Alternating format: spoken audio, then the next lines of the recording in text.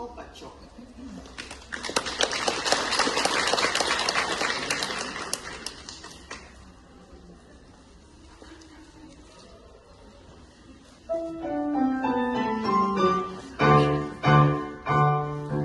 Рассветел веселый гном на беде под елкой, и мотал свой колпачок войною иголкой.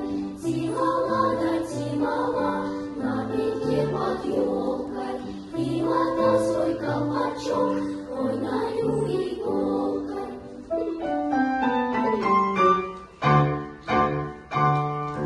Гному было много лет, он не удивлялся, что колпак за столько лет у него порвался.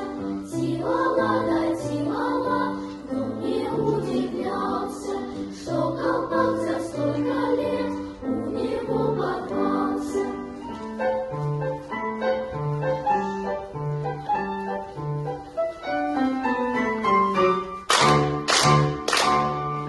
А заплатан колпачок